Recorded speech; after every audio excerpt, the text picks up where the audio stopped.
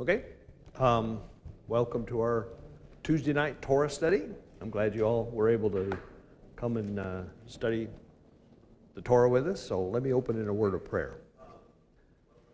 Father God, just thank you for the evening. Thank you for the beautiful weather we're having today. Thank you for this group of people that found time in their schedules to come out and study your word. And I'd ask that you just be in our midst tonight as we talk about these things. There's some very emotional and interesting things that are going on in Deuteronomy at this point, and just help us to share with each other in a way that we all grow. You said that you bless those who diligently seek you, and that's what we're doing, Father God. We want to diligently seek you in our study of the Torah. In Yeshua's name, amen. Okay, so last week we were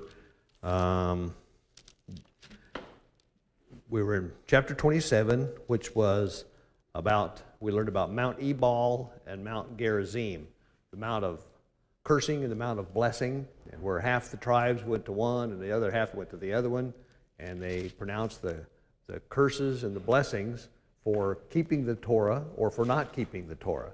And we had pictures of Mount Gerizim and Mount Ebal and where they were, and showed you that down in the middle, I don't have the pictures this time, but down in the middle of there's Mount Gerizim here and Mount Ebal here, and down in the middle is the city of Shechem. Shechem has been in the Bible quite a few times. Someone pointed out that's where Dinah was violated. And so Shechem has been around, but it still exists over there. It now has a Islamic name. It's called Nablus. The city of Nablus is run by the Palestinians, and it's down in that valley. And so you can go over there and you can see it. And Mount Gerizim is still there, and Mount Ebal is still there. Mount Gerizim it's been settled by Israelis. There's a kind of a subcurrent in Israeli culture that is independent and strongly believes that the land is theirs. And so the government kind of frowns on it, but they go up there and take their house trailers and whatnot and set up camp, and they've done that. As a matter of fact, it was 15 years ago that I was up there and helped them plant grapevines. I mean, for a few shekels you could buy a grapevine and plant it, and we were up there just a couple years ago, and they got a winery. It's really quite a settlement now, and so the Israelis have claimed that, so it's still kind of politically up in the air because they call that area the West Bank, and it was taken over by the Israelis at the 1967 war, and before that it was under the control of the Jordanians. So it's still somewhat contested, but certainly not by the people that built the vineyard. Anyway, we talked about that. Then we went on to chapter 28, and it listed, chapter 27 had some of the things that were said on Mount Ebal about the cursing, and then chapter 28 started with the blessings for obedience, and we read that. The blessings for obedience were listed, and they go in chapter 28 from verse 3 through 14. And it talks about the city will be blessed, and the country will be blessed, your womb will be blessed, and the crops of your land, and the young of your livestock, and all this. And it was really great. You get through and you think, of course, it starts off with, chapter 28, if you fully obey Yahweh your God and carefully follow all his commands. So that's obviously what you have to do to get the blessing. So they start with 28, and the first 14 verses tell you about the blessing. Then chapter 28 is some 68 verses long. So the first 14 are the blessing, the rest of it is the curse. And as you're reading through the curse, you can't help but think, number one, you can motivate people with a carrot or a stick, right? So the first 14 verses is the carrot, and the last 54 verses are the stick. But the interesting thing about these, and others as we'll read through the end of the book of Deuteronomy, is that they all start off with, but if you do not obey. And Moses is doing, this is all Moses talking, but if you do not obey. And finally, somewhere down in there, he kind of changes the if to win. So it's pretty much prophetic. And we're going to go through that tonight because it's interesting. So that's where we are. Remind me, I'll probably quit a little early because we've only got a few more chapters in Deuteronomy. We'll finish in the next couple of weeks. And I want to talk about as a group what we want to do after this. But let me just leave that out there as, as a teaser. We'll talk about it. So let's see. Would somebody like to start in verse 15 of chapter 28? And we'll take it up in sections here. Read from chapter 15 to verse 35. Somebody want to read? No? Great. You are going to go over your... That's a teaser too. Yeah. Verse 25? Yeah, verse 35. So 35. 15 to 35.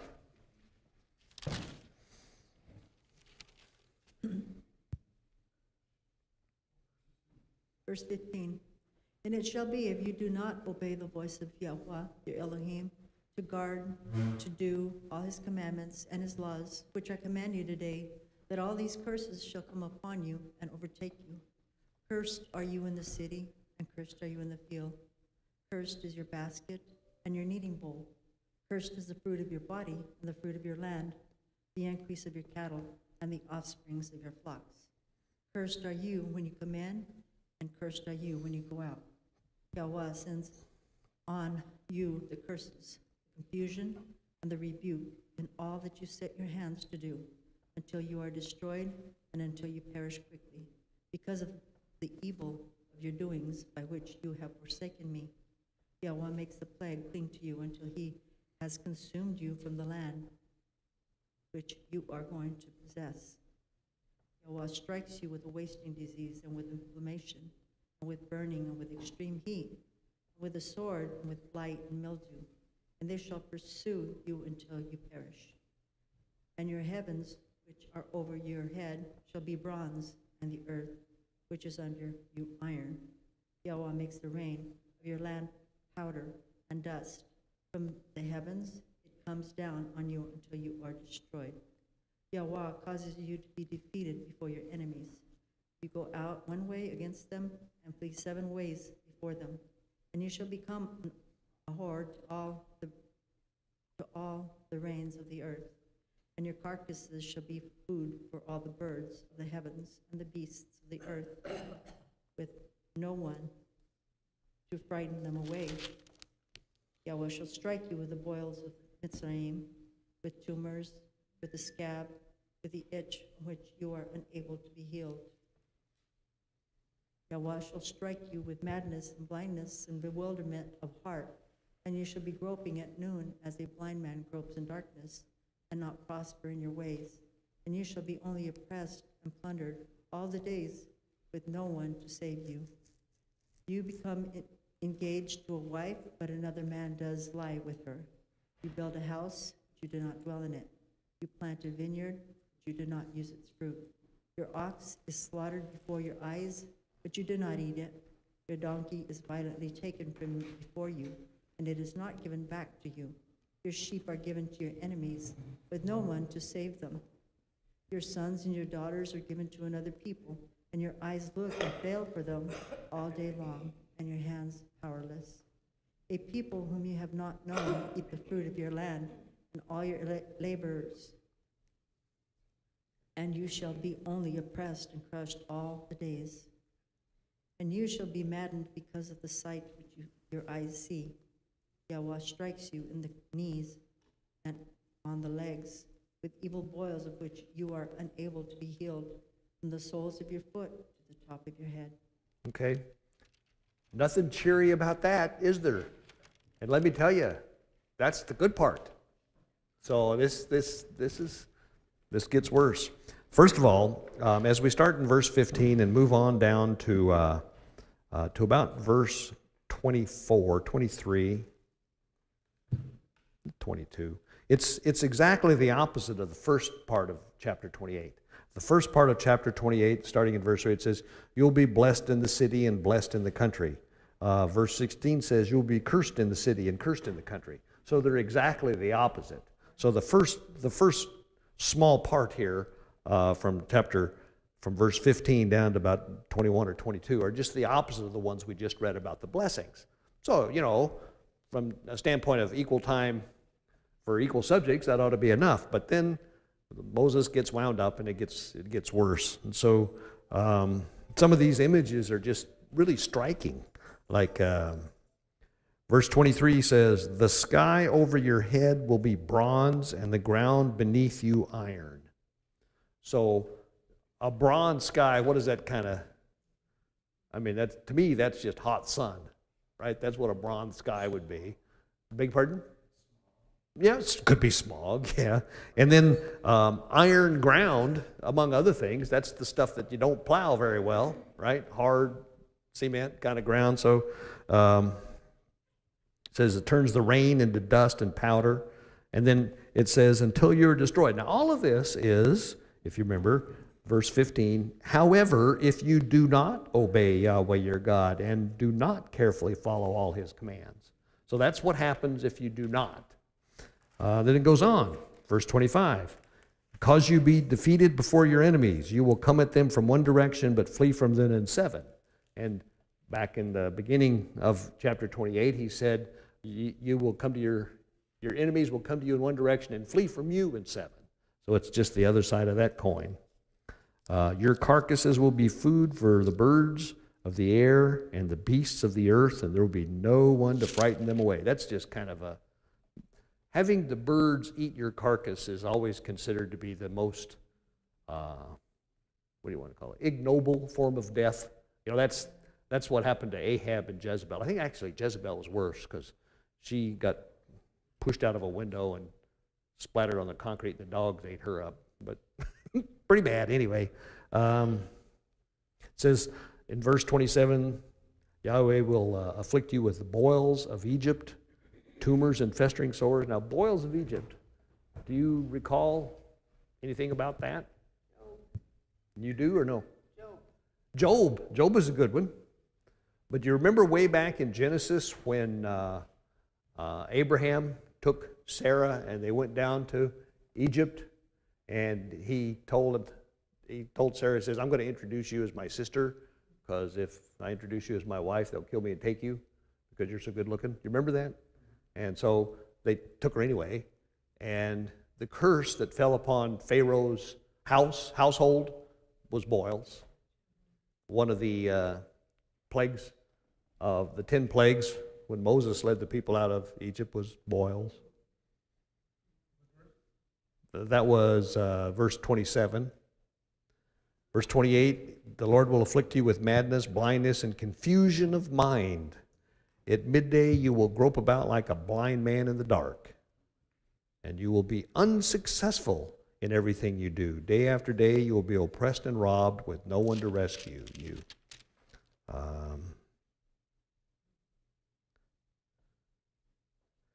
That was the opposite of one on the other side that said everything you turn your hand to will be successful. So again, they're just the opposite. Then it gets worse, starting in verse 30. It says, you'll be pledged to be married, but another will take her and ravish her. You'll build a house, but you won't live in it. You'll plant a vineyard, but you will not even begin to enjoy its fruit. Your ox will be slaughtered before your eyes, but you won't have any of it to eat. Your donkey will be forcibly taken from you and not be returned. Your sheep will be given to your enemies, and no one will rescue them. Then your sons and daughters will be given to another nation. And you will wear out your eyes watching for them day after day, powerless to lift a hand. A people that you do not know will eat what your land and labor produce, and you will have nothing but cruel oppression all your days. The sights you see will drive you mad. Yahweh will afflict your knees and legs with painful boils and that cannot be cured, spreading from the soles of your feet to the top of your head. That's Job for sure. John. So antinomian likes to pick and choose the good parts. And the good parts and ignore the bad parts. I'm wondering all the times that Judah was, during the good times, his second-class citizens, if they looked at that and said, Well, that's it's because you rejected the Messiah. You rejected Jesus, so therefore all these things are applying to you. Yeah. But that ain't got anything to do with it, right? Well, I'm just saying that that works for a while, but then all of a sudden Judah rises up. Mm-hmm. All of a sudden he becomes very blessed. Mm-hmm. That argument kind of goes away, is what I'm trying to say. Okay. And of course, this applies to all of Israel, not just to the house of Judah. Yeah. As a matter of fact, we're going to get into that in some depth here. Let me see if I forgot anything. There's this verse 36 and 37 are kind of prophetic. So I thought we'd read about those for a minute and just see what you think about that. I'm going to read those two. Starting, yeah. Oh, I'm sorry, more of Pat. a Excuse comment. me. It's I all right. apologize. It's interesting how it's misery, actually just misery, Just misery. and chaos, and really, he doesn't say that they're going to die either. You know what I mean? Mhm. It's just, That's probably worse. yeah. Yeah, and it gets worse. I mean, it becomes clear here in a while what God's actually got in mind, and it's destruction, but not just simply death. So, but we'll talk about that. Verse 36 says, Yahweh will drive you and the king that you have set over you to a nation unknown to you or your fathers. There you will worship other gods, gods of wood and stone, and you will become a thing of horror and an object of scorn and ridicule to all the nations where Yahweh will drive you. Lots going on in those two verses, right? First of all, based on this was spoken about 3,500 years ago. So, and we know more or less what happened to him. We're going to talk a lot about that tonight, more or less what happened to Israel, but that certainly happened, right? You have something, John? Well, it's just that it's referencing a future king. Yep. It's not Yahweh. It's noteworthy that will drive you and the king you set over you. Now, nobody said anything. I mean, this is not the first time they've talked about a king, but the point is that's prophetic, because God's plan was never for them to have a king set over them. They chose to do that. Let's see.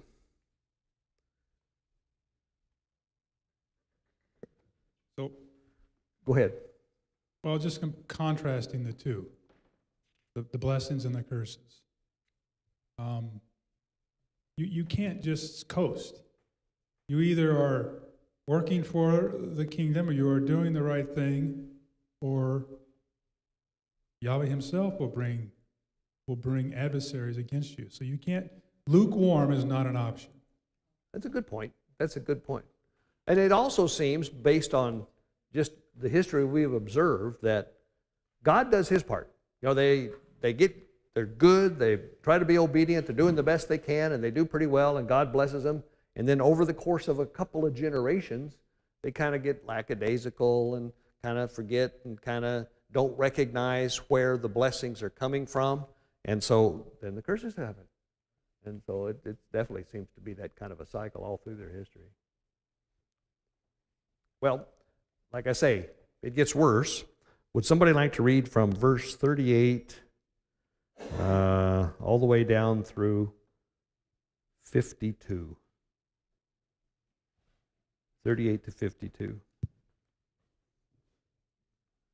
Anybody feel like reading that? Mike's going to read. Mike's going to read it joyfully. Are we at 38? 38.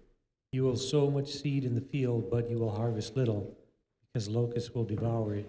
You will plant vineyards and cultivate them, but you will not drink the wine or gather the grapes, because worms will eat them.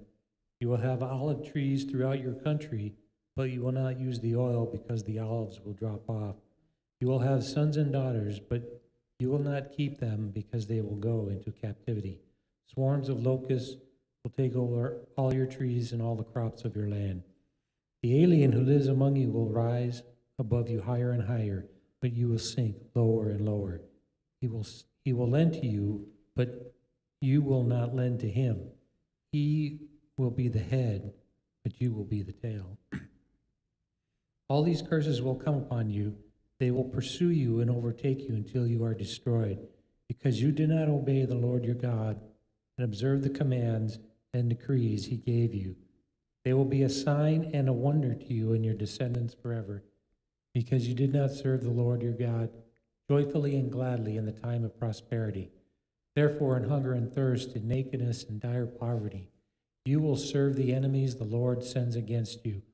He will put an iron yoke on your neck until he has destroyed you. The Lord will bring a nation against you from far away, from the ends of the earth, like an eagle swooping down, a nation whose language you will not understand, a fierce-looking nation without respect for the old or pity for the young. They will devour the young of your livestock and the crops of your land until you are destroyed. They will leave you no grain, new wine or oil, nor any calves of your herds or lambs of your flocks, until you are ruined. They will lay siege to all the cities throughout your land, till the high fortified walls in which you trust fall down.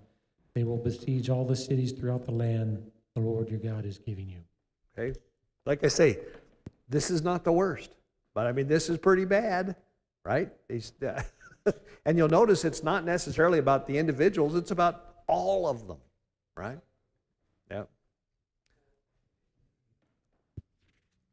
It almost seems like he's even speaking about our own time, because we're seeing our nation, because we've turned so far from God, slowly, little by little, just, with terrorism threats and, kind of scary. It is kind of scary. And I think there's a good reason for that. Can I Yeah, John? dovetail on that? Mm-hmm. It talks about the 43, the stranger that is within thee shall get above thee very high, make you low.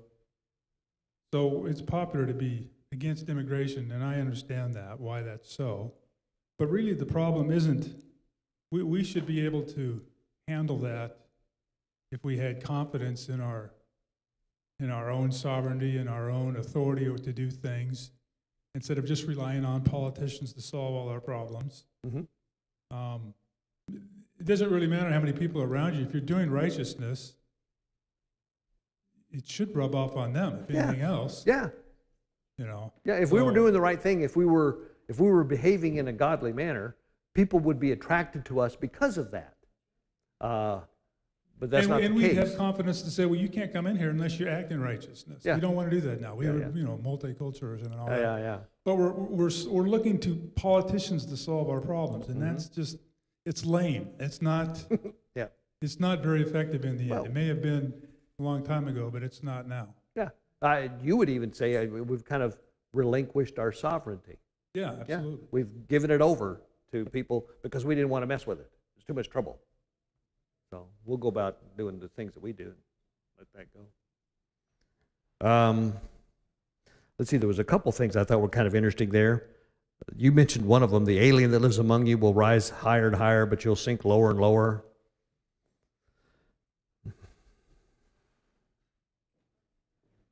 How But about the yoke? Yeah, the iron yoke. But I was thinking it says you did not, it says clearly, they will be a sign and a wonder to you and your descendants forever, because you did not serve Yahweh your God joyfully and gladly in the time of prosperity. Therefore, in hunger and thirst and nakedness and dire poverty, you'll serve the enemies that Yahweh sends against you. That Yahweh will send against you. Yahweh. It isn't an sends against you. accident. No. And we're going to talk about that in a minute. Let's see. Send the nation against you from far away, speaks a different language you don't understand. Fierce-looking nation with no respect for old or pity for the young. Then he says, they'll devour the young of your livestock and crops of your land until you are destroyed. They'll leave you no grain, new wine, oil, or any calves or lambs until you're ruined. They'll lay siege to all the cities throughout your land, and high fortified walls that you trust fall down. Pretty bad. Yeah. John.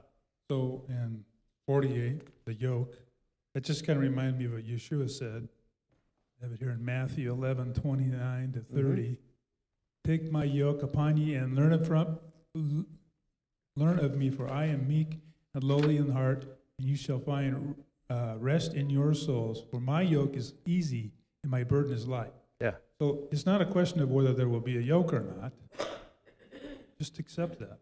It's which one do you want? Yeah, you want a hard, heavy, unforgiving steel yoke, or something that's light, wood maybe, a little warmer, maybe a rounded corner here and there.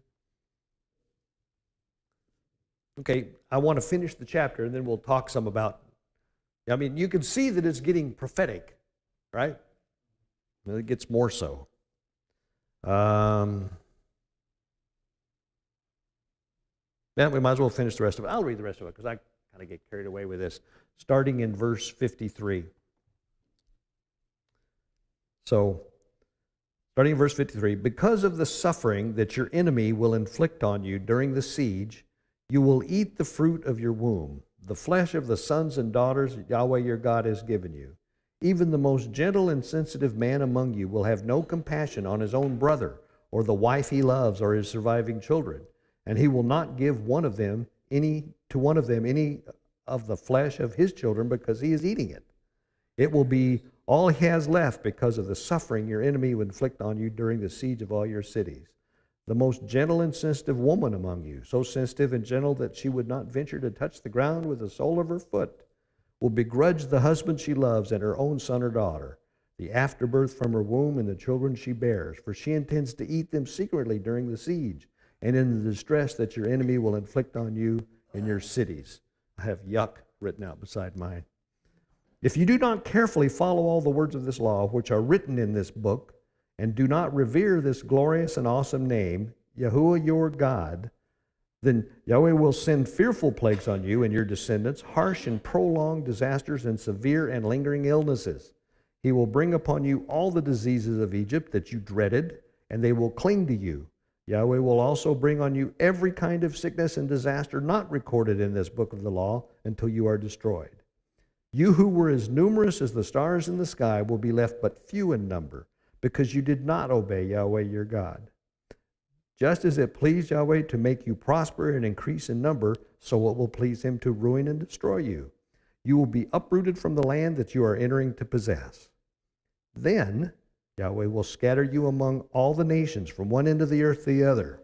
There you will worship other gods, gods of wood and stone, which neither you nor your fathers have known. Among those nations you will find no repose, no resting place for the sole of your foot. There Yahweh will give you an anxious mind, eyes weary with longing and a despairing heart. And you will live in constant suspense, filled with dread, both night and day, never sure of your life. In the morning you will say, if only it were evening, and in the evening, if only it were morning, because of the terror that will fill your hearts and the sights that your eyes will see. Yahweh will send you back in ships to Egypt on a journey that I said you should never make again. There you will offer yourselves for sale to your enemies as male and female slaves, but no one will buy you. That's gross. I mean, you can't read that and not kind of just go, ooh. All of that happened. And that's what I wanted to talk about for a bit. John? Okay, so obviously it happened in 70 AD, and who was it that writes of it? Josephus. Flavius Josephus. But didn't it happen other times too? Yep. That's what I wanted to do. If you don't mind, I'll play here for a minute. I think, this is just me, but I think it's really good if you could have this timeline in your head. And so this is 1000 BC, okay? And I just remember big numbers. As you look backwards in time, the exact dates, are pretty imprecise because they didn't keep good records, and it was harder. Even now, we don't know exact dates on some of the stuff that happened around the time of Yeshua. But it's fair to assume that 1000 BC was when Israel was its high point. That's when Solomon's temple was built, existed. Okay, if you think about it, Israel only had, as a nation, only had 3 kings. They had Saul, David, and Solomon. And each one of those guys reigned for 40 years. So that's only 120 years. 120 years out of 3,000 was all that Israel really existed. Okay? And their heyday was here, was about 1000 BC. So if you were to kind of want to symbolize, So how long were the Judges and Ruth and all that? those What are time span all was this that? way. Well, the stuff that we're reading now occurred around 1500 BC. So there's like 500 years. We're here. This Deuteronomy, the events we're reading about were about there, about 1500. About. Now, So- like I say, that's real, give or take 100 years, but it's in that neighborhood. Was it the good old days or the bad old days between the before 1000 and 1500? Before, you mean back in here? Yes. Well, it was not necessarily the good old days, because you remember the judges, they had the different tribes would do their own thing. Israel was not united. The thing that Saul was notable for was he united Israel, right? Yeah, but I'm of the opinion that it may not necessarily been the bad days. They may not have been. They may not have And it's been. like, okay, you're not united. Okay, that works for me. Yeah, that's true. And as a matter of fact, the thing I'm going to indicate with these little arcs is that that's when Israel became a force in the area, from a secular national point of view. Israel was a big deal. Solomon and the Queen of Sheba and all the stuff that went on. Israel was the big kid on the block around 1000 BC. All right? So what happened when Solomon died? Tax revolt. The kingdom, a tax revolt, essentially. The kingdom split. And Solomon died around 940 BC. So right around in here was when Israel divided. And of course, we all know that the kingdom divided cannot stand, right? And it did. You remember what happened. I think you guys all know this. I'm telling you this because I like telling it. It makes it tighter in my own mind, The northern kingdom was run by Jeroboam, and God told Jeroboam that if you'll be faithful and follow my laws, I'll bless you. And not the first thing, but very soon thereafter, he said, well, I can't have all you guys going down to Jerusalem all the time for feasts. So he built a temple of his own at Bethel and one at Dan, and he erected, graven images and says, you don't need to go down there. You can worship here. Come here and worship. But he duplicated all the God's holidays, but put them on different dates. Anyway. Luckily, that never happened again. Yeah, right. Yeah. Anyway, Israel became the northern kingdom, and Judah became the southern kingdom. And Israel started downhill about 940. I mean, really, it started 940. Now, at the same time, because Israel was divided, there became a new kind of kid on the block here, and that was Assyria. And Assyria, they began beating up people, if you will. They were the dominant, the one that trying to dominate the Middle East. And they dominated the northern kingdom of Israel pretty thoroughly. And around 720, I forgot who it was, some guy, Shalmaneser or somebody, from some king of Syria, destroyed the northern kingdom. And what he did was he took the Israelites, and he took little groups of them, and he shifted them off to different parts of the Syrian empire. So most of that was north, and then all the way east and west to different places. Then he brought people from there and brought them back and had them live in what used to be Israel. And those were the dreaded Samaritans, if you will. Anyway, you can read about all of that. It's in the notes here. It's 2 Kings 17. 2 Kings 17 talk about when Assyria basically conquered Israel. So I'll put Israel falls.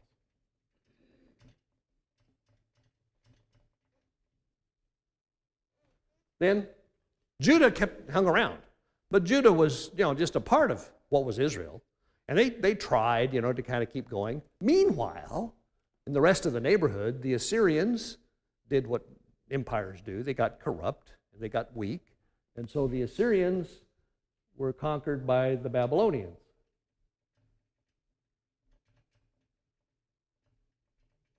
So you had a new big kid on the block, and the new big kid on the block, there's no Israel left at this point, right? The northern kingdom is gone. But the southern kingdom still exists down there, and Jerusalem's down there. So Nebuchadnezzar and all the stuff that went on, you read about, Daniel and all that kind of stuff happened. And in 586, which would be, let's say, about here, 586 was when Nebuchadnezzar besieged Jerusalem and conquered it, right? Now, one of the things I was going to point out, this 720 thing, the capital of the northern kingdom of Israel was Samaria. And when they would, man, these guys, we're really glad we don't live in those times, because they would surround the city and they would just basically camp out, and they would wait for everybody to starve to death. That's how they did it. And so in both Samaria and Jerusalem, that's, in Samaria's case, it was the Assyrians. In Jerusalem's case, it was the Babylonians, but that's what they did. They just starved the people, and that's what all this stuff about, women eating their own afterbirth and all that kind of stuff comes from. And you can find references to all of that in 1st and 2nd Kings. So those things happened. So it didn't just happen to Judah, it happened to It happened to the house both of them. Israel. It happened to both of them. But anyway, so this was Judah falls. And then, like I say, like all kingdoms, the Babylonians get corrupt, and the guys that end up coming there are taking over for the Babylonians are the Persians. Now, the Persians are more, I don't think I'd use the word benevolent, but they're more, big one? Not as cruel. They're not as cruel. I think in terms of cruelty, the Assyrians were the worst, the Babylonians next, and the Persians were last. And the Persians, basically, Cyrus, you've read about Cyrus and how he said, he takes over for the Babylonians, and he says, I don't know what you guys are doing here. You can go back. The edict that Cyrus gave that allowed the Jews to go back and rebuild Jerusalem is in the Bible, right? Cyrus did that, and I even wrote down the date for that somewhere. It was 520, so it was right about here that... So just a little bit of a Go ahead. sidebar. Yep. So this is all in the Nehemiah, book of Ezra and Nehemiah, right? Yep. And in that book, Well, it in says, 1st and 2nd Kings, too. But their coming back was Ezra and Nehemiah, yeah. right. But it's talking about the Jews, the Jews, the Jews. Yes. Because that's an accurate description at that time. That's who they're talking Yeah, about. because the Assyrians just blew the northern kingdom apart, right? The northern kingdom just went... Now, none of this stuff was, black and white. Some of the northern kingdom of Israel moved down to Judah land because they said, well, heck, I'd be happier down here. So there was some moving around that happened. But in general, these are the lost 10 tribes, right? Israel. So those are the guys that got nuked. So when Cyrus says you can come back, who he's talking to was the people in Babylon. And the people in Babylon, by and large, were the Jews. Yes. I was just reading where Cyrus, after he came in and conquered Babylon, that he makes a decree, says, thus says Cyrus the king, since God Almighty hath appointed me to be king of the inhabitable earth, I believe that he is that God which the nation of the Israelites worship.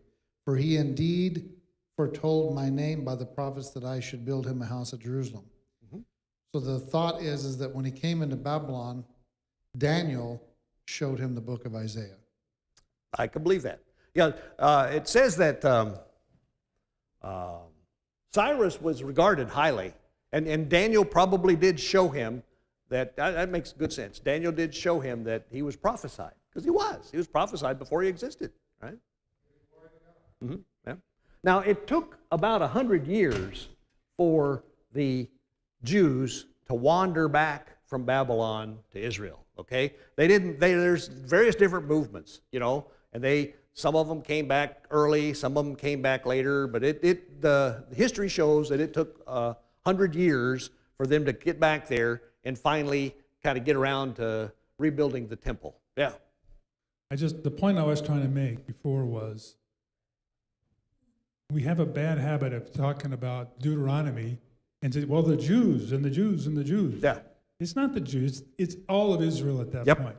Yep. This point, it's talking about Judah, the house of Judah, Yeah. not the house of Israel. Yep. The ones that came back were the Jews. I'll put that down. Let's see. Jews return. But like I say, it's not black and white, because there's some of the Jews, some of the Israelite people probably threw in with the Jews. Not a lot. And they certainly lost track of what tribe they were from and all of that. Well, they So- do. It's interesting that they do a registry. Yep. And is it Nehemiah? I think so. They're very specific about, they register who is a citizen of that. Yep. Well, yeah, but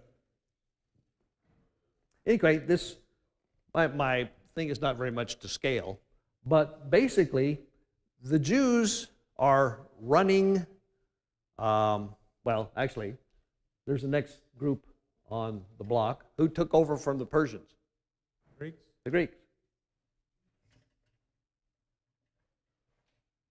And the Greeks, the Greeks, they were big into their culture. And Greek culture was better than any other culture.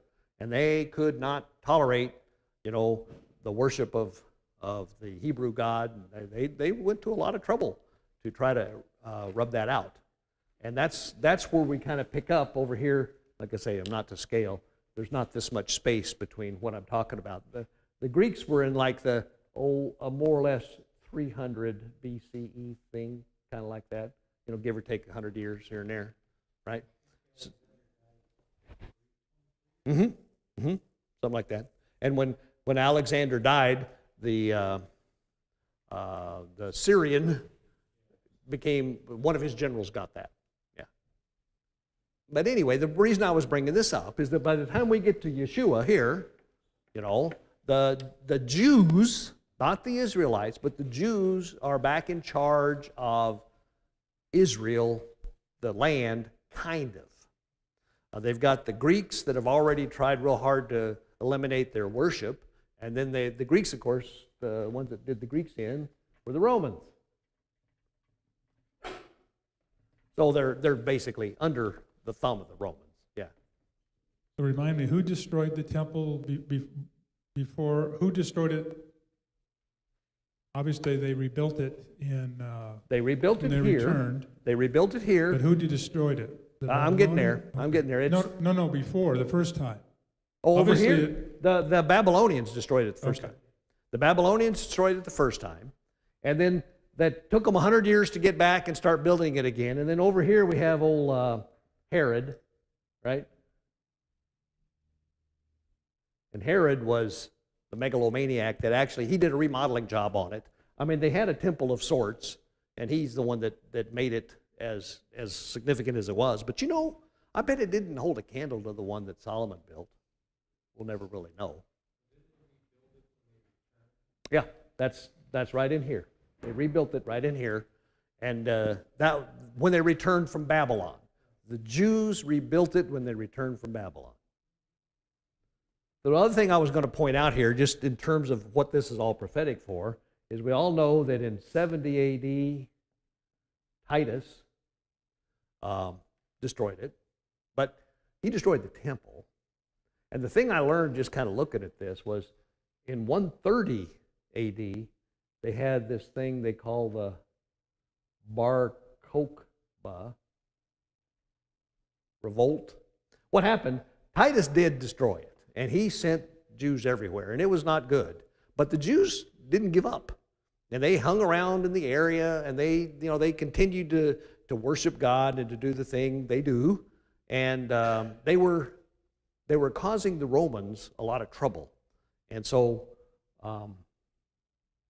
the emperor at this time was Hadrian, and Hadrian said, "I've had enough of this nonsense," and he put together this huge army, and he went over there, and he just obliterated everything.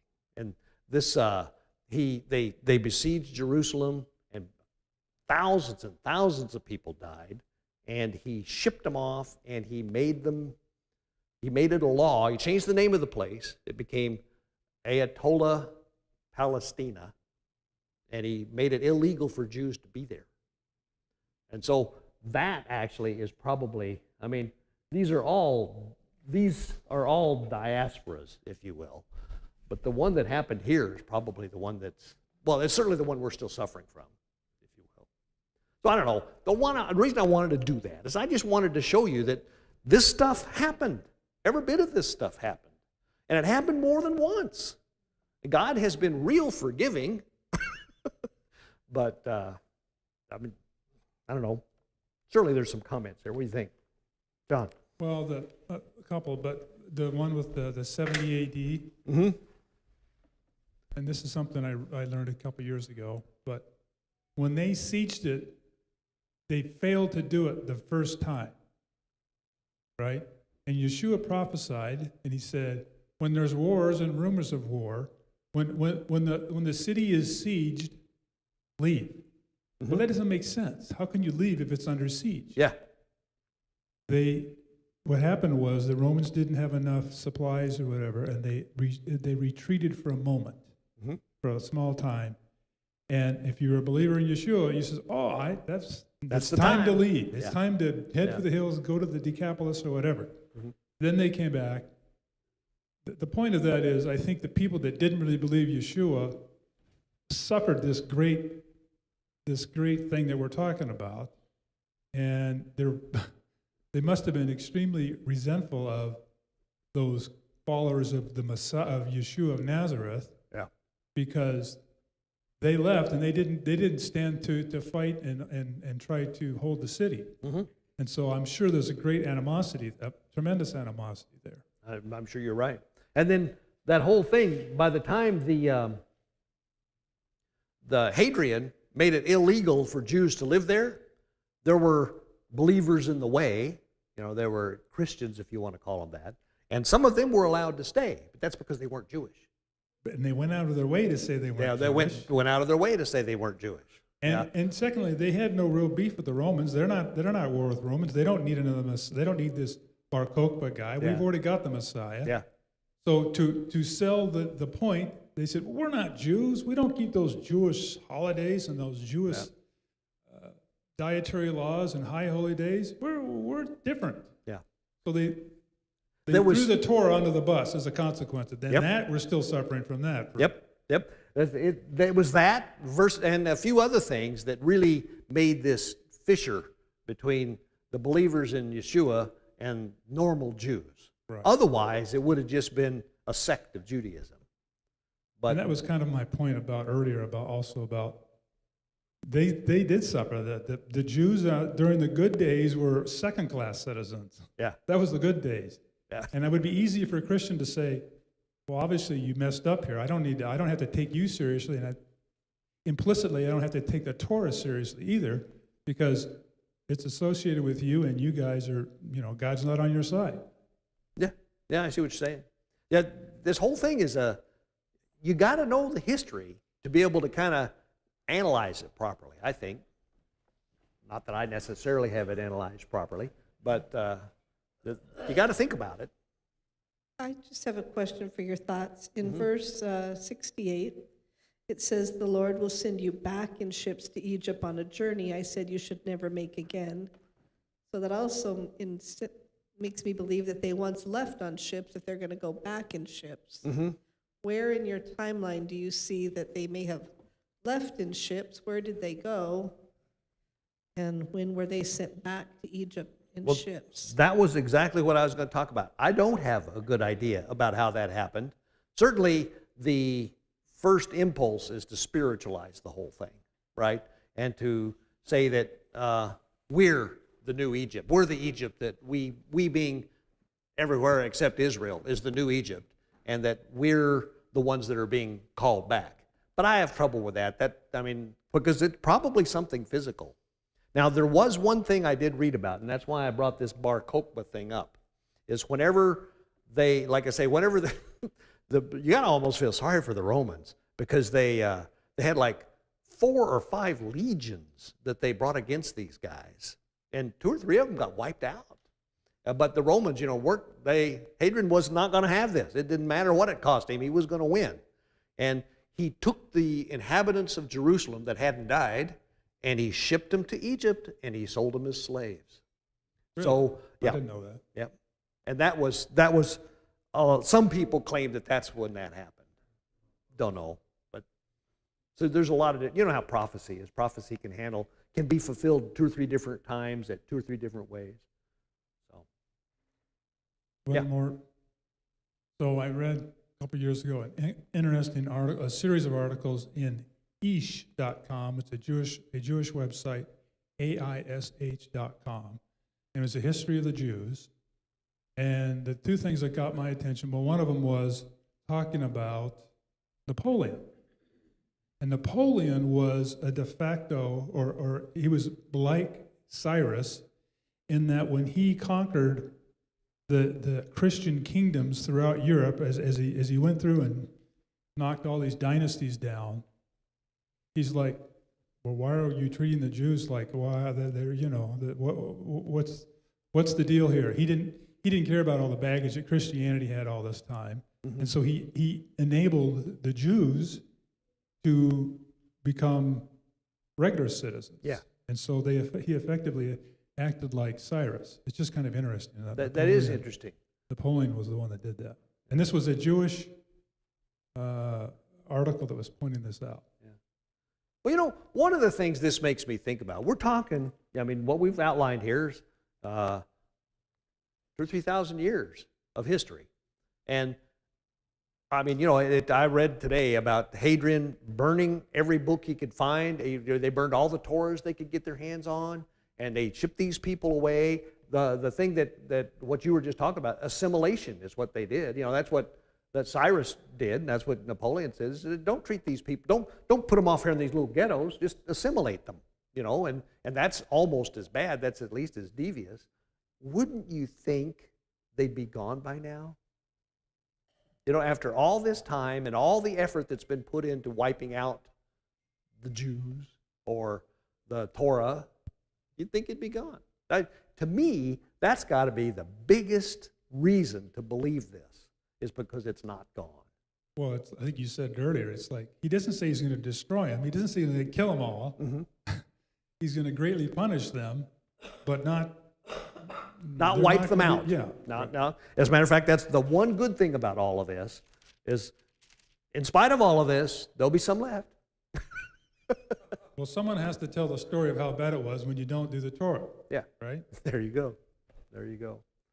I don't know. Every time I get to look at this stuff from a historical perspective, it kind of just reinforces the fact that this is the right way to do this.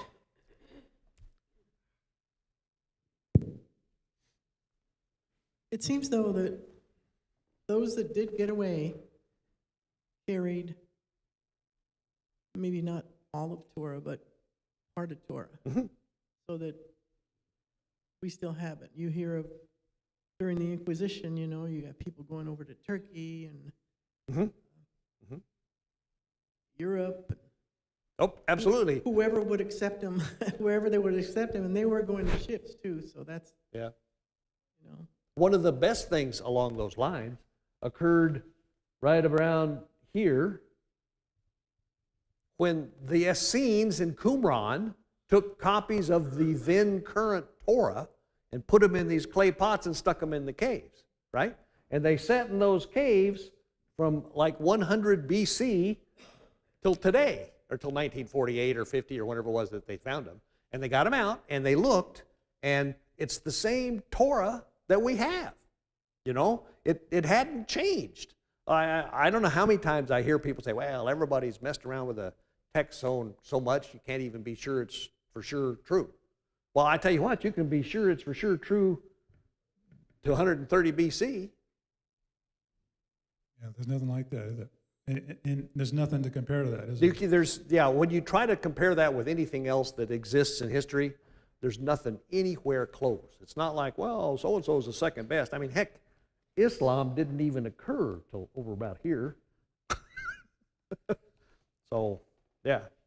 As John was saying about that point about 130, that's kind of where the, well, what is it, the Barcoda? Bar Kokba, yeah. Barcopa? Kokba. Bar Kokba. Copa. Kokba. Yeah, that's kind of the point where the Christians started separating themselves from the Jews. Yep. But there were still a lot of Torah-believing Christians Yep. in the world. I was reading an article about, I think it was Polycarp, Yep. who was Bishop of Ephesus. Mhm. And he was a Torah believer, and the bishop in Rome, this is like, I guess, 195, Mhm. issued a decree that no more Torah. You have to, they called it I forget what they called it. It was a Latin word for 14. They Okay. called Torah believers 14ers because Passover's on the 14th day of, Okay. that's what they called it. Okay. 14. Those 14ers, Yeah. Yeah. that kind of thing. Yeah. But so he issued, I can't remember the Bishop of Rome, what his name was, but he issued a decree that Christians can't observe Passover. You have to observe Easter. The Christian holiday. Yeah, and so Polycarp got together with the other bishops in Asia Minor, and as one man, they told the Pope no. Mhm. So he excommunicated every last one of them. The Pope did. Yeah. That sounds like it. But some people reasoned with him, and he relented. He didn't excommunicate him. But it was probably, I mean, it was a couple centuries before, I think, until Constantine, right? Yep. Are you going to Yeah, get to him Constantine too? was 300. Yeah, so it was quite a while before the whole Torah believing thing was Completely dead. pretty, Yeah. kibosh. But Yeah. my personal belief is that there's always been a remnant Yeah, somewhere. there has been. There has been. For sure there has been. But, and that didn't occur overnight. There's not like one, this thing with the Bar Kokhba deal was one really strong incentive for a Jewish guy that believed in Yeshua as the Messiah to kind of say, oh, I'm not Jewish really, to say nothing of the fact that if you weren't Jewish, if you were Gentile and you believed in the Messiah, you could say, well, I don't want to have anything to do with those Jews. So that was one thing, and it was a big thing. But there were several incidents like that. There were a lot of times when, it would have been more of a miracle had they kept together than the fact that they split apart. Certainly didn't help any that the church decided to invent their own holidays and stuff. But yeah, Mark. I found it interesting, and I'd like to dig into this on a Shabbat service one day. This return of the Jewish people back to Israel after the fall of Babylon was under the reign of a high priest called Joshua, Oh, I didn't know that. Yahushua. Mm-hmm. So here we have Yahushua, high priest, leading the people back to the promised land, just like Joshua did when they came in, and just like we're going to be doing when he comes back. Yep. Yep. He has a way of doing stuff like that, Yeah. All of this stuff, by the way, you can find it. It's in the Bible. Sometimes it's a little bit hard to find, but to my, just FYI, to my way of thinking, the very best way to do that is to use one of the Bibles online, and you just look for the key words, And if you look for the key words, it shows you everywhere they are, and you can go read them real easily. So it's not hard to find it. That's one good thing about the computer age. Yeah. And I'm sure as you have all this movement, people to different places, there was the loss of language, the Hebrew. Mm-hmm. And so that's a big deal. You bet that's a big When you lose deal. the language, things don't translate quite right. Yep. When you start going to different languages. Well, You might get kind of close to it, but it just doesn't. Yeah. It just doesn't have the depth. Here. Up until the early 1900s, Hebrew was like Latin, right? Both of them were not spoken except in liturgical settings. And there's one guy that's primarily responsible for why Hebrew is spoken in Israel. That's Eliezer ben Yehuda. And the dude was just a fanatic. He lived like from I don't know 1910, 1910, something like that. Yeah. He's the guy that single-handedly brought Hebrew into the modern age. Oh, well, yeah, but it was for, like I say, it was the same way a lot of people study Latin. It was for use in studying the Bible and for use in saying the prayers, but it wasn't for speaking it. I mean, you go over there and you can actually order a cup of coffee in Hebrew, and that would be the equivalent of going to Rome and ordering a cup of coffee in Latin. Nobody ever does that, Yeah. I'm sorry. Haggai 1:1 is where it talks about it. So it says, in the second year of Darius the king, on the first day of the 6th month, the word of the Lord came to the prophet Haggai to Zerubbabel? Yeah, the son of governor of Judah, and to Joshua, the son of Jehozadak. This is that interesting piece that the rabbi said when Yahushua appeared to him, the prophet in Israel, back in 2007. He had said that he had seen the Messiah, and the Messiah showed him in the scriptures who he was and his name. It's there's two spellings of this Joshua that's different in two locations. And so he showed him this place. But it's interesting how this Joshua, Yahushua, Yod-Heh-Vav-Heh is salvation, is the son of Jehozadak, which is Yod-Heh-Vav-Heh is righteous. That's good. These names mean something. The son of the righteous. Yep. Jerry, when Israel was reestablished in, was it 48? Mm-hmm. Didn't they made Hebrew the official language? Yep. And everybody that went there and settled had to learn Hebrew. Yep. Even now today you do. They Right, put you in right. Old Pond, and you have to go. Right. Yeah. And believe me, it's hard to get along in Israel if you don't know Hebrew. Yeah. So there's the prophecy about that, Zephaniah 3:9. And as I pointed out a while ago, the very verse before that, Zephaniah 3:8, is the only verse that has all 22 vowels and the sophites, which is interesting. That is interesting. So it's got all the alphabet that you need to learn And the vowel point. the It's the only resur- verse that has that. the resurrection Right of the language. before. Right. Yeah. A pure language. So, yeah. There's a lot of things like that are just, you'd have to be willfully ignorant not to accept the fact that this stuff is noteworthy, to say the least. Okay, I think the reason I wanted to do that was to demonstrate that this part of Deuteronomy is obviously prophetic. But when it was given, none of this stuff had happened, right? So whenever Moses was speaking this, he was speaking it of, basically saying, this doesn't have to happen. If you will be obedient, if you will obey the Torah, this stuff doesn't have to happen. But they didn't, and it did. So I think it's just kind of interesting that it fits together that way. Any other thoughts? Yes. Patricia, well, I think it is happening again, certainly to some degree, because, with this in mind and with the discussion that we've had, who in the world, we know the world pretty well now because, of communications and everything. We're pretty sure what the world is about in terms of where things happen. Who in the world is trying to honor God and do righteously? Who? You can argue that we're not doing very good at it, but we're doing a lot better at it than, say, Saudi Arabia, Not that I'm against Saudi Arabia. And if we think this is bad, we go, yuck, It says in the end times, that we're going to see something that's never happened before. It's going to be bad, worse than it.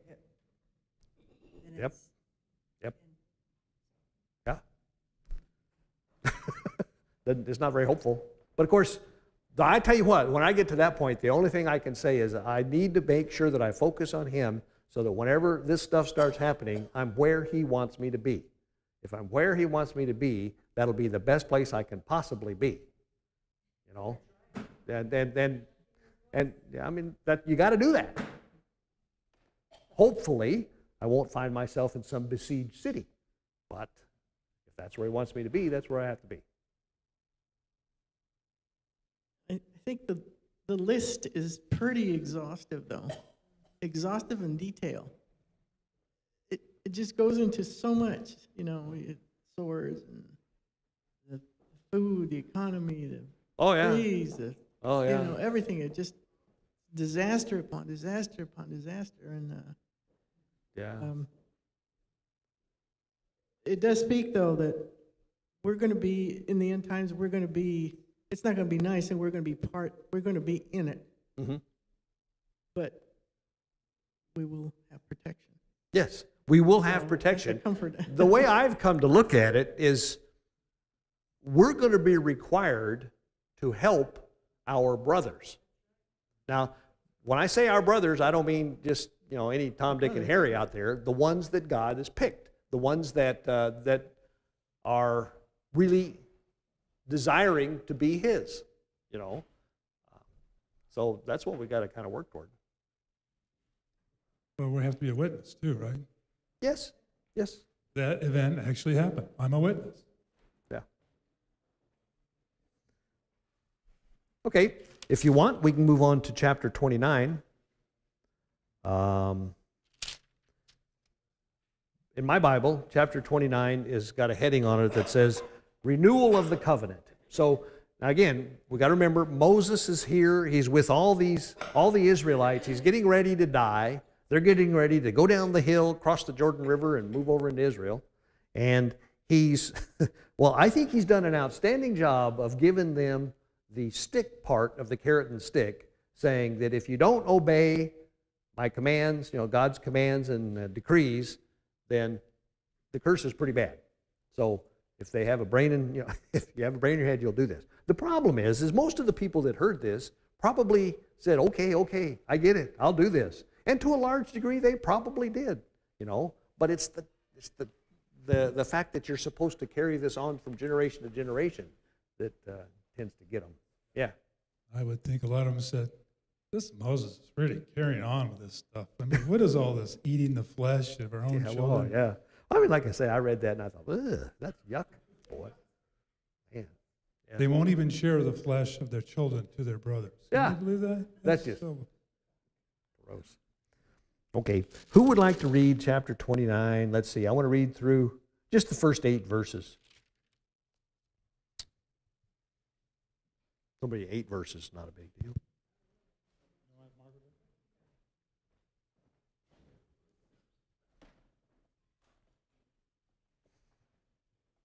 Deuteronomy 29. These are the words of the covenant which Yahweh commanded Moshe to make with the children of Israel in the land of Moab, beside the covenant which he made with them in Horeb. And Moshe called all the Israel and said to them, you yourselves saw all that Yahweh did before your eyes in the land of Mitzrayim, to Pharaoh and to all his servants and to all his land. Your eyes saw the great trials, the signs, and those great wonders. But Yahweh has not given you a heart to know, and eyes to see, and ears to hear till this day. And I have led you 40 years in the wilderness. Your garments have not worn out on you, and your sandals have not worn out on your feet. You ate no bread and drank no wine nor strong drinks, so that you might know that I am Yahweh, your Elohim. And when you came to this place, Sihon, sovereign of Heshbon, and Og, sovereign of Bashan, came out against us to battle, and we smote them, and took their land, and gave it as an inheritance to the Reubenites, and to the Gadites, and to the half-tribe of Manasseh. Did you say 8? Just through 8. That's fine. I just wanted to stop there because there's ask a couple questions. Actually, that's a good place to stop because it's the end of the parashah. But anyway, one of the things he says he's basically, okay, so he grossed everybody out with the last chapter, And he says, these are the terms of the covenant, right? The covenant that Yahweh commanded Moses to make with the Israelites at Moab, in addition to the covenant he made with them at Horeb. So what do you think about that? Is this a new or a different covenant? It's new to them, Well, it's true. It's new to them. but it's the same. It's the same covenant, right? It's what you You would still call, don't get to eat bacon. yeah, it's what you would call effectively a renewal of the covenant, right? But then it is confusing, though. He goes on and he says, your eyes have seen all that Yahweh did in Egypt to Pharaoh and all his officials and to all his land. Now, some of the people in this group may have seen that, but the majority probably haven't, right? So I've always struggled with that particular comment. What verse has the one about the worn out shoes and the, Well, that's this one. Yeah, we'll get there in a second. With your own eyes you saw those great trials, those miraculous signs and great wonders, but to this day Yahweh has not given you a mind that understands, eyes that see, or ears that hear. During the 40 years that I led you through the desert, your clothes did not wear out, nor did your sandals on your feet. You ate no bread and drank no wine or other fermented drink. I did this so that you might know that I am Yahweh your God. Yeah. so I just thought of something. I was going to comment on the clothes that didn't get worn out, but what did it say? It says I didn't give you a mind that you would know this. That's what it said right here. It says, I didn't give you a mind that understands, or eyes that see, or ears that hear. So they had a heart of stone, I think that's fair. and the renewed covenant is the heart of the flesh. Yeah. So I was thinking the other day too about Yeshua or Moses. The first time he struck the rock, that was with the generation before. I think it was before they got the evil report and the judgment that they weren't going into the land. I think. I'm not sure. Go ahead. I think it was early on in the walk, and then he did it again when he wasn't supposed to strike it. He was supposed to speak to it. Yeah.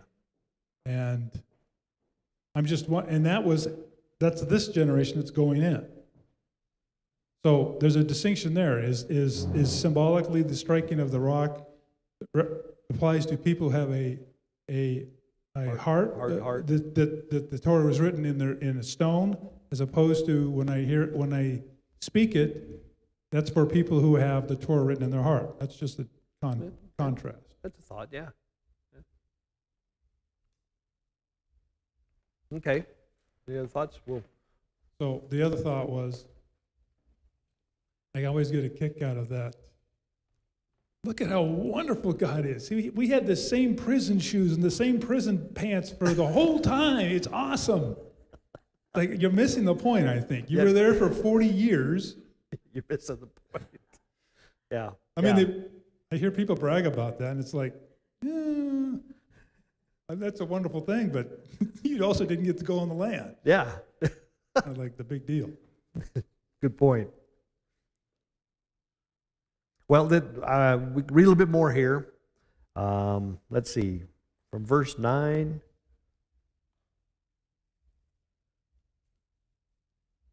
Let's see, from 9 to 21. Would someone like to read from verse 9 to 21?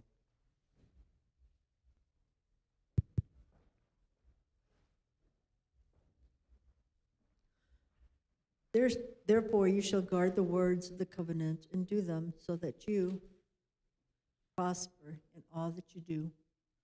All of you are standing today before Yahweh, your Elohim, your leaders, your tribes, your elders, your officers, all the men of Israel, your little ones, your wives, your sojourners, who is in the midst of your camp, from the ones who cut your wood to the ones who draw your water, so that you should enter into the covenant with Yahweh your Elohim and into his oath which Yahweh your Elohim makes with you today, in order to establish you today as a people for himself, and he himself be your Elohim, as he has spoken to you and as he has sworn to your fathers, Abraham, Isaac, and Jacob, and not with you alone, but I am making this covenant with this oath.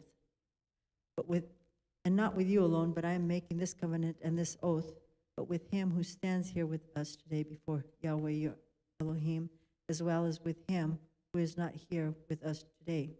For you know how we dwelt in the land of Mizraim, and how we passed through the nations which you passed through, and you saw their abominations and their idols, wood and stone, silver and gold, which were with them. Lest there should be among you a man or woman who clan or tribe whose heart turns away today from Yahweh your Elohim to go and serve the mighty ones of these nations. Lest there should be among you a root bearing bitterness or woodworm. Where do you want me to go? Verse 21, the end of verse 21. And it shall be when he hears the words of this curse that he should bless himself in his heart, saying, I have peace, though I walk in the stubbornness of my heart, in order to add drunkenness, thirst. Yahweh should not forgive him, but rather the displeasure of Yahweh and his jealousy shall burn against that man, and every curse that is written in this book shall settle on him, and Yahweh shall blot out his name from under the heavens, and Yahweh shall separate him for evil out of all the tribes of Israel, according to all the curses of the covenant that are written in this book of the Torah. Okay, let's go back and consider some of these. Starting back in verse 9, he says, carefully follow all the terms of this covenant so that you may prosper in everything you do. All of you are standing today in the presence of Yahweh your God, your leaders and chief men, your elders and officials, and all the men of Israel, all the other men of Israel, together with your children, your wives, and the aliens living in your camps who chop your wood and carry your water. You are standing here in order to enter into a covenant with Yahweh your God, a covenant Yahweh is making with you this day and sealing with an oath. So, who are the parties of this covenant? Everybody and their brother. Everybody and their brother, including non-Hebrews, right? It says aliens, even the aliens that are in your camps that carry your wood and water. So, everybody that's standing here is basically what he said. Everybody that's here is entering this covenant with God. And the two parts of the covenant are that, God says, you will be my people and I will be your God. That's... Does God have an option not to be to be the people of Israel, assuming they keep the covenant? No. Is he bound up by it? Yeah, he's bound by his So covenant. we can bind up the creator of the universe if we keep the covenant. I remember I heard it this way. I'm not sure I like this, so I never go too far with it. But there's a lot of things God can't do. Like God can't lie, right? And God can't go back on his covenant. Now, the truth of the matter is, yes, he could. But the point we're saying is he won't. God would never lie, and God won't go back on his covenant. Well, but the covenant requires us, both parties, to keep it. Absolutely. You're in breach. Absolutely. And that's what the whole point of the blessings and the cursings are. He says, if you don't keep your part of the covenant, if you don't do what you've said you'll do, then here's what's going to happen. Here's the downside. Yeah, here's the downside. But then the one that I thought was really interesting is he says, first of all, he says, verse 14, I'm making this covenant with its oath, not only with you who are standing here with us today in the presence of Yahweh our God, but also with those who are not here today. Who are those? That's the most powerful verse in that chapter. That's the most powerful verse. In that chapter, I think it is. Because a lot of people say, oh, this is Jewish fable. You're not going to follow this stuff. No, he's talking about us now. Absolutely. Absolutely. He's talking about all the people that were going to come forth from these people. Right? And virtually anybody else that voluntarily takes the covenant.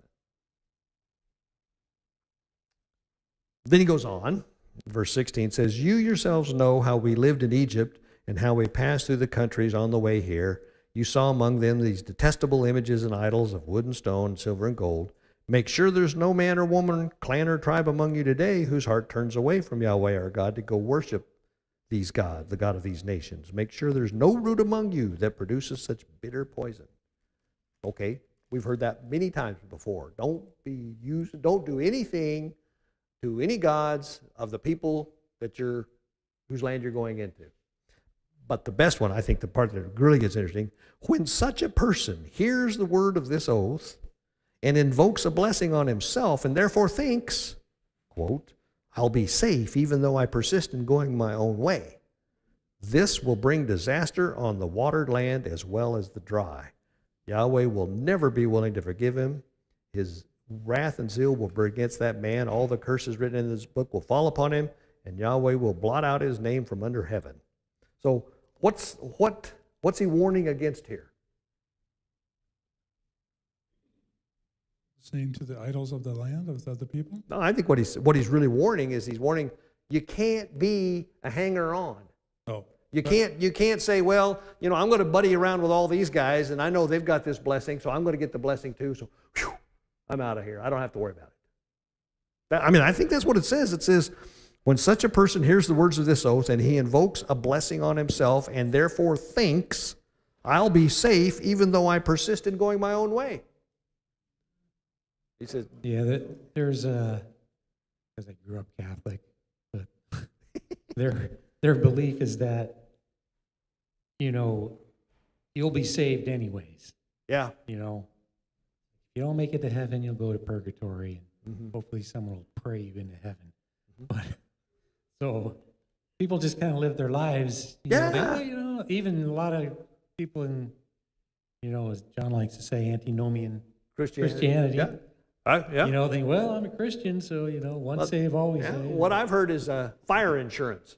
And I tell you what, that's one of the main things that actually got me going down this path was, I met a girl one time who was, she was kind of a uppity, snobby kind of a person. And, she was a believer, she said. And I don't know, somewhere along in the conversation, she basically told me, she says, well, I don't have to worry about that because, you know, I believe in Jesus. My destiny is secured, so I don't care about that. Well, man, you can't. That's almost this. I've got my get out of hell free card. Yeah, exactly. I got a hell free card. So, anyway, I think that's pretty good. Well, let's see. We only have a few more to go, but this stuff is so good. I wanted to stop a little early because I wanted to talk about what we want to do when we finish Deuteronomy. We're all here together, so I figured we run this thing democratically, and so I have a couple of options. The most traditional thing to do, and the thing that I certainly want to do, if not immediately, at some point in time, is start over in Genesis, right? So we can immediately start over in Genesis if you want. That's one option.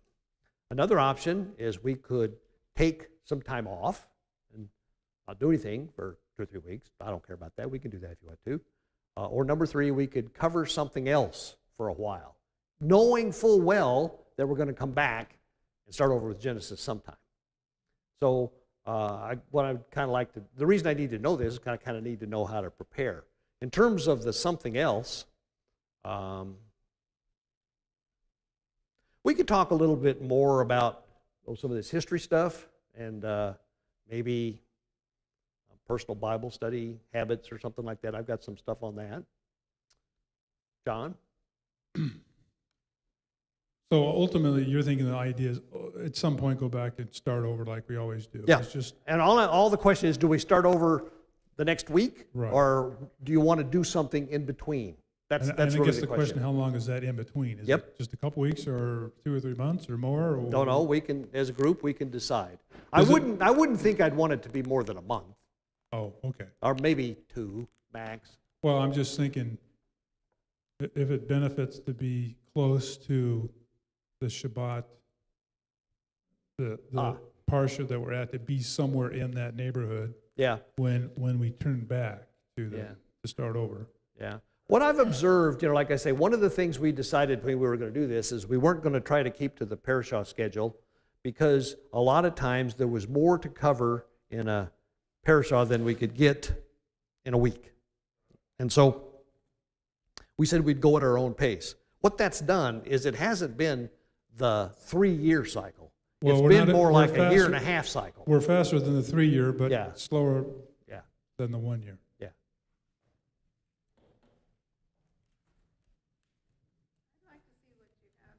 Okay. Okay. Okay. What do you say, Janice? I just wanted to comment on that, if I could make a suggestion. I think it would be wonderful to discuss another topic.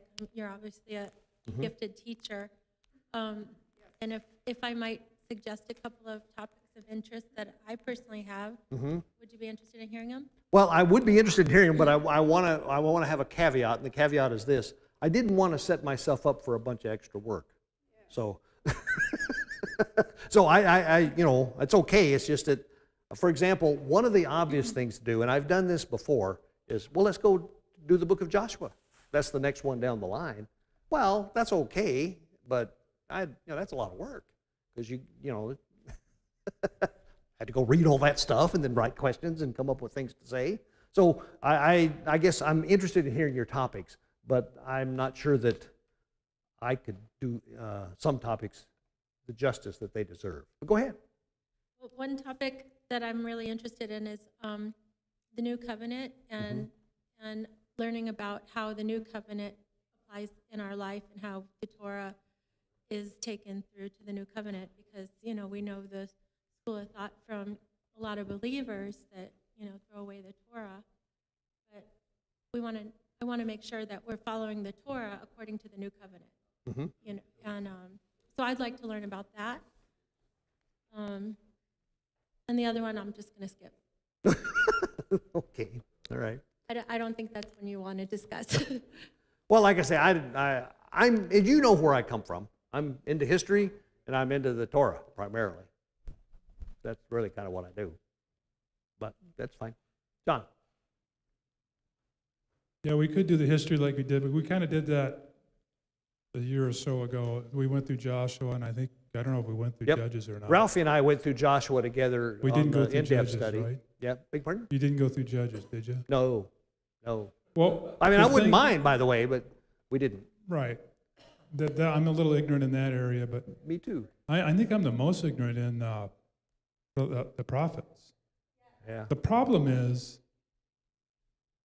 they're kind of it's like the Book of Revelation. It doesn't really interest me that much because it's so Out there. It's so out there. It's so full of allegories and obviously to understand, it helps to know your Hebrew roots to understand Revelations. That's a very insightful thing. Yeah.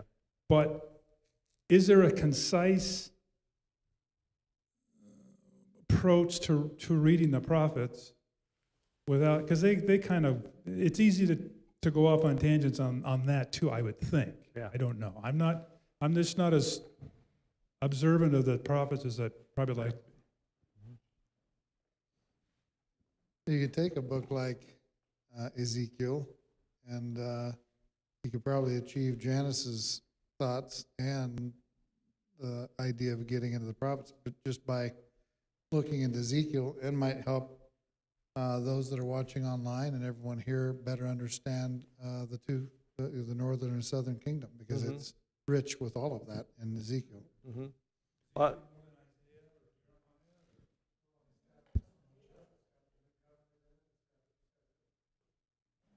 whenever you were talking about the prophets, my thought is the major prophets, what Isaiah, Jeremiah, Ezekiel, and Daniel, those are big books, Not the minor prophets. The minor prophets aren't so bad. That's why the 1 month, I don't want to go this more than 1 month thing kind of Yeah. throws a monkey wrench into that idea. Yeah.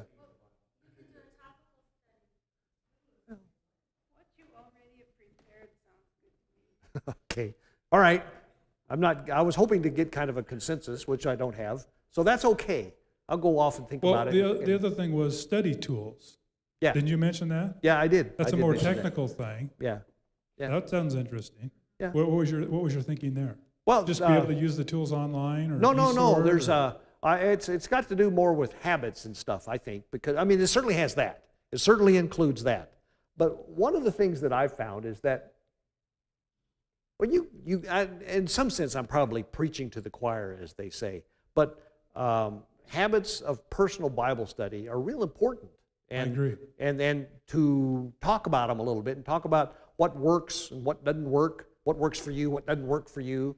I think it's pretty useful. I like 'cause that it's- idea. Okay, and that I could do in two or three classes or something. To minimize the work involved, you could also, one way of getting into the prophets is to look at the scriptures that Yeshua quoted, which most of them were out of Isaiah. So you just pick the ones that he quoted and do a little study into those. That's another Yeah. thought. You know who does a good job of that? Is Ralphie. I have a few scriptures that I have been looking at as you've been talking, so let me read them and then I'll share maybe what my thoughts are. They're in the portion you read today, Deuteronomy 29. Let me see if I can pick some of them. But to this day the Lord has not given you a mind that understands, or eyes that see, or ears that hear.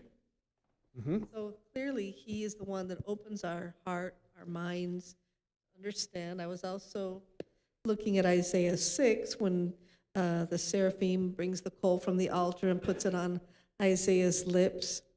Then I heard the voice of the Lord saying, "Whom shall I send? Who will go for us?" And I said, "Here am I, send me." He said, "Go and tell these people, be ever hearing but never understanding, be ever seeing but never perceiving. Make the heart of these people calloused, make their ears dull, close their eyes. Otherwise they may see with their eyes, hear with their ears, understand with their hearts, turn and be healed." And then Romans, I think it was in 11. Let me look and see where I was. Yeah, I think it was 11:8. God gave them a spirit of stupor, eyes so they could not see, ears that they could not hear to this very day. It's talking about the remnant of Israel, like Margaret was talking about earlier, that he had, by his grace, saved a remnant for his purpose. So I think when we're looking at all these things, I'm always grateful that the Father does open my eyes and my heart, that I can understand and I can see. And I'm kind of like John sometimes. I feel like there's some books that, for whatever reason, I just cannot see. I hear it, I look at it, I cannot comprehend. So whatever we choose to do, I pray that he would be gracious in his compassionate love to see that we are eager to want to know, and that he would open our eyes to help us to hear and understand.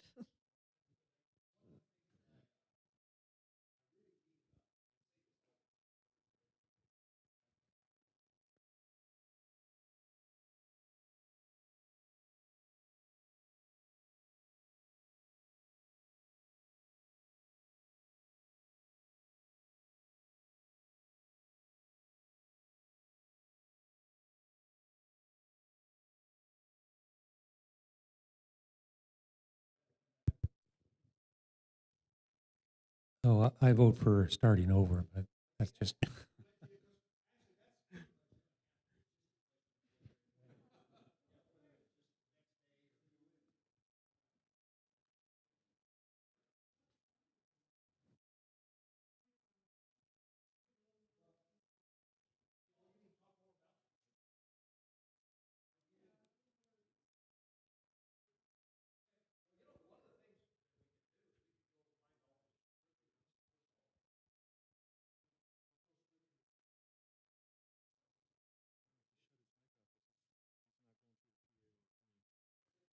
Did you turn your mic off or is it dead? I'm off. Now am I off? I hear that. I think I might have flipped the switch when I wasn't paying attention. But it's time to be off. Let me close in prayer, okay? Well, Father God, thank you very much for the evening. Thank you for the fun of this group. Thanks for helping us as we explore your word. And I'd ask that you'd be with us as we move through the week. Help us to think on these things and to just take a moment to bless you, to thank you for the insight that you've given us and for the lives that you've given us to lead and the things that you've given us to do. Keep us safe until we meet again. In Yahushua's name, amen. Thanks a lot. Thank you, Jerry. Thank you.